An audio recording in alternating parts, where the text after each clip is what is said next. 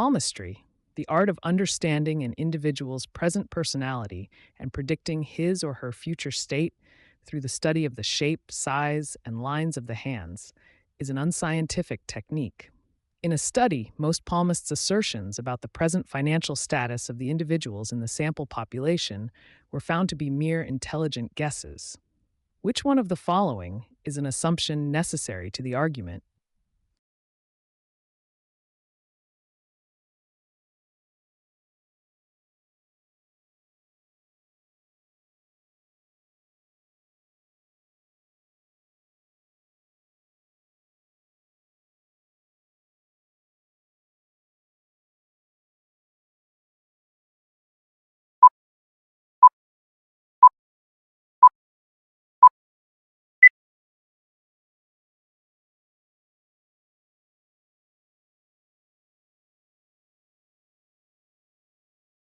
Each year, the number of students caught copying an examination is nearly the same as the number of students caught driving without a valid driving license, and the number of students caught traveling without a valid ticket.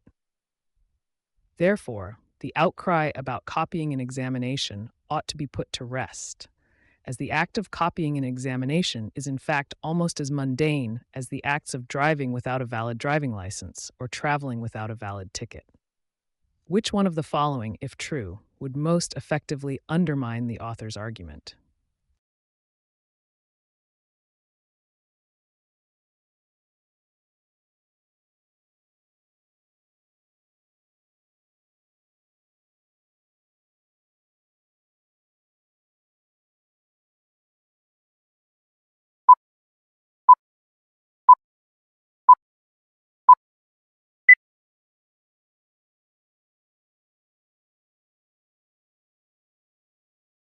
If Amy were a tall and fair actress from the mainstream film industry, she would have won the Best Actress award. She is not a tall and fair actress since she has not won the Best Actress award. The conclusion above is flawed because the author does not consider that Amy could.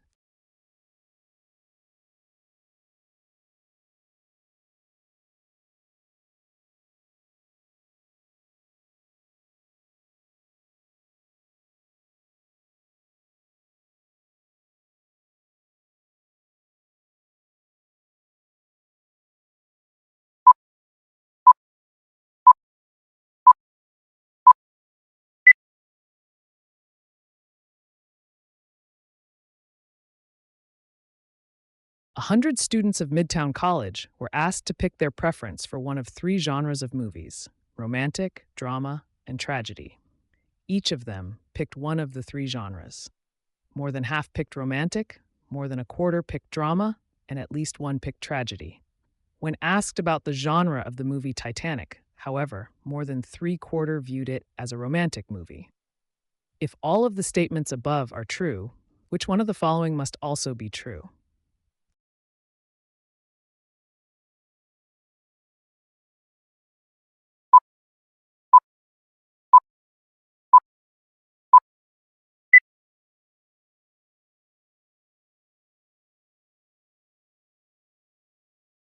Arguing for the acquittal of his client from the charge of murdering the client's wife, the attorney reasoned that since neither the garage nor the main door of the client's home was bolted on the night of the murder, a thief must have trespassed on the home to steal valuables, and upon an unexpected confrontation with the client's wife, murdered her.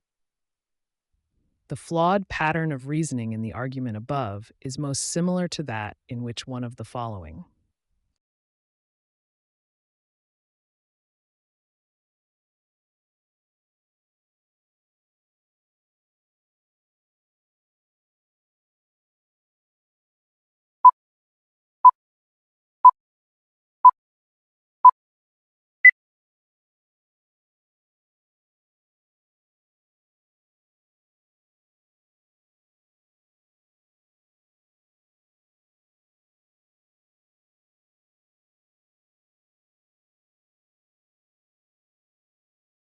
The parliamentarian has often stated that no crime that impacts only a few individual victims deserves capital punishment, and therefore, capital punishment should be awarded only for the rarest of rare crimes that threaten the survival or well being of the society as a whole. When gruesome crimes involving only one or two victims, but generally viewed as deserving capital punishment, are cited as possible counterexamples, the parliamentarian justifies his stance by saying that if those crimes deserve capital punishment, they cannot have impacted only a few individual victims.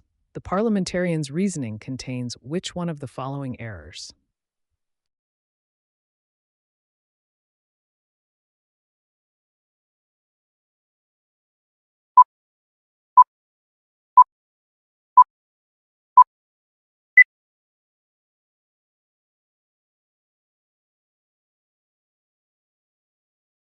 As per a report published by the United States Bureau of Economic Analysis, in the last 5 years, the per capita income of American workers employed in agriculture and allied services has increased by 10%, while that of American workers employed in other sectors has increased by 20%.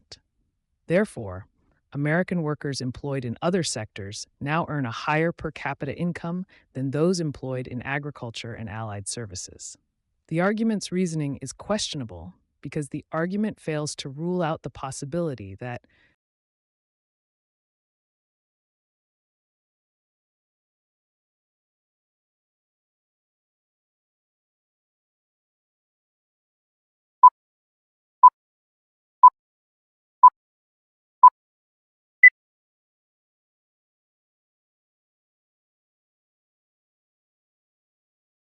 Henry, an average American car driver, drives 1,000 miles per month.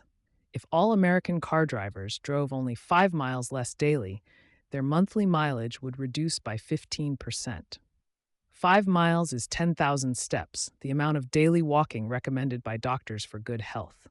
Therefore, if the government could persuade car drivers to drive 5 miles less daily and walk that distance instead, the total transport related carbon emissions in the United States would reduce by 15%. Cars are responsible for 30% of all transport related carbon emissions in the United States. Bill's response to Henry proceeds by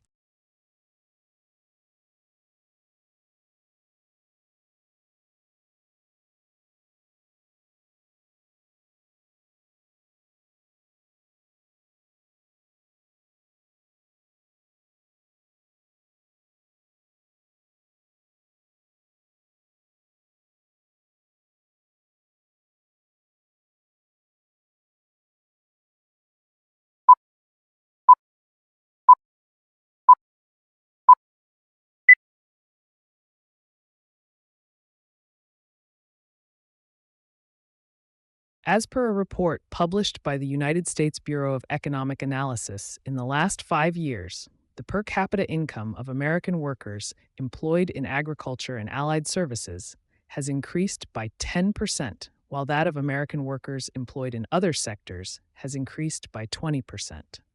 Therefore, American workers employed in other sectors now earn a higher per capita income than those employed in agriculture and allied services. The argument's reasoning is questionable because the argument fails to rule out the possibility that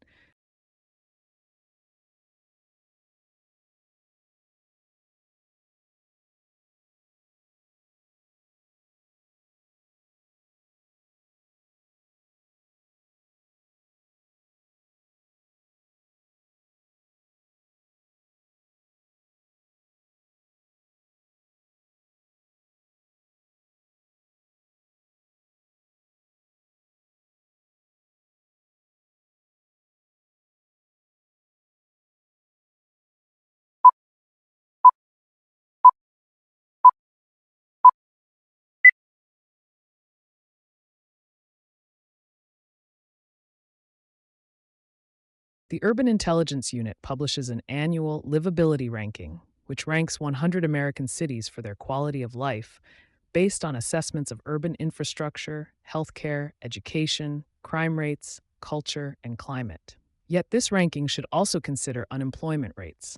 After all, if a city is unable to offer work opportunities to a sizable proportion of its population that needs to work for survival, the quality of life for that proportion would be abysmal. The claim that the livability ranking should consider unemployment rates in a city plays which one of the following roles in the argument?